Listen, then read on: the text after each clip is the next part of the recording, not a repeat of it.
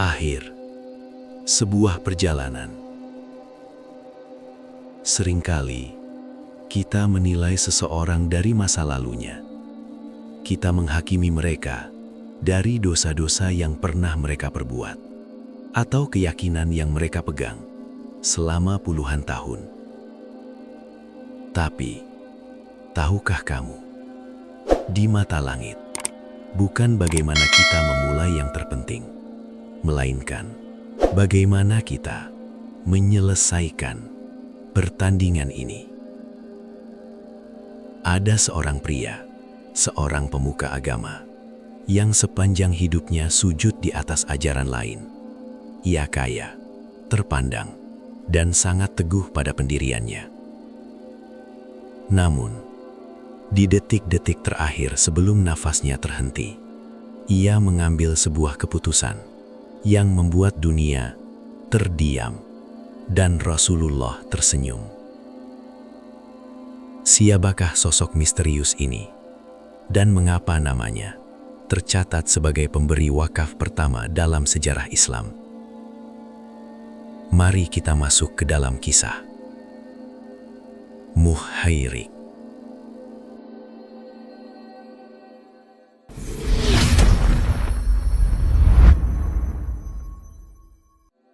Muhairik adalah nama besar di kalangan Yahudi Madinah. Bukan sekadar pengikut, ia adalah seorang rahib, seorang yang menghabiskan malam-malamnya membaca Taurat. Ia bukan orang miskin yang mencari perlindungan. Muhairik adalah petani terkaya, pemilik 7 kebun kurma yang sangat luas, harta yang bisa membeli dunia pada masa itu. Di dalam hatinya ada badai yang berkecamuk. Setiap kali ia membuka kitab suci Taurat, ia menemukan sebuah deskripsi, sifat-sifat, ciri-ciri, hingga tanda kenabian yang semuanya ada pada diri Muhammad. Ia mengagumi sang nabi, tapi ia terbelenggu. Berat baginya untuk meninggalkan agama nenek moyangnya. Hatinya enggan, egonya menolak. Ia memilih tetap menjadi Yahudi, hingga sebuah ujian besar datang menyapa Madinah. Tahun ketiga Hijriah. Gunung Uhud menjadi saksi, debu beterbangan, ribuan pasukan musyrikin mendekat. Madinah terancam. Berdasarkan piagam Madinah, semua golongan wajib membela kota ini.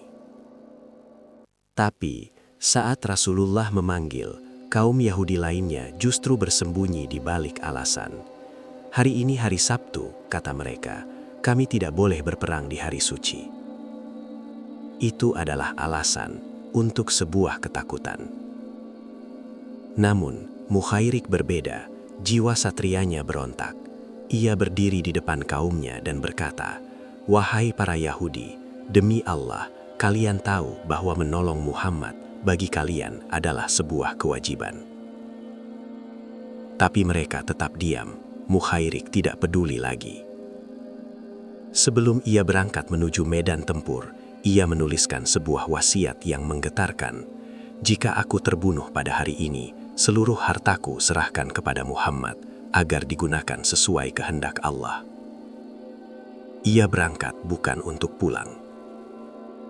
Ia berangkat untuk menjemput syahidnya. Di bawah kaki gunung Uhud, Muhairik bertempur. Seorang rahib yang kini memegang pedang, membela kebenaran yang selama ini ia baca di kitabnya.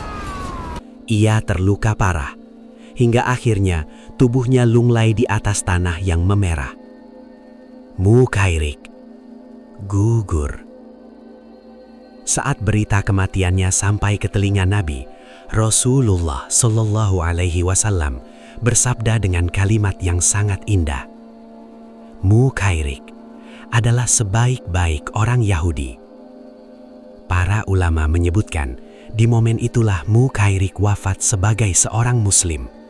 Meski ia belum sempat sholat 5 waktu, Meski ia baru bersaksi di detik terakhir, bumi Madinah menjadi saksi keislamannya. 7 kebun kurma yang ia wariskan menjadi fondasi pertama. Itulah praktek wakaf pertama dalam Islam. Sebuah kekayaan yang terus mengalirkan pahala hingga ribuan tahun kemudian. Sahabat, setiap amalan tergantung pada akhirnya.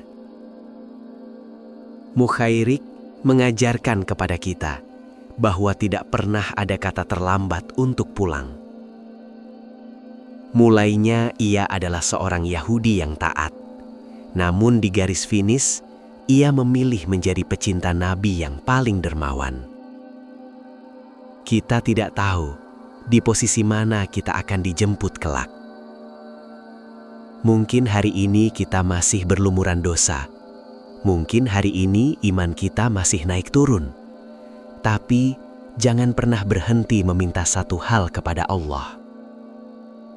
Husnul khotimah, akhir yang indah. Ketik amin di kolom komentar jika kamu berharap akhir hidupmu seperti cahaya yang membawa kedamaian bagi orang lain. Bantu bagikan kisah ini agar kita tidak lagi mudah menghakimi masa lalu seseorang. Terima kasih sudah menemani perjalanan ini di Rintik Iman. Sampai jumpa di kisah penuh keajaiban selanjutnya. Wallahu a'lam bishawab. Wassalamualaikum warahmatullahi wabarakatuh.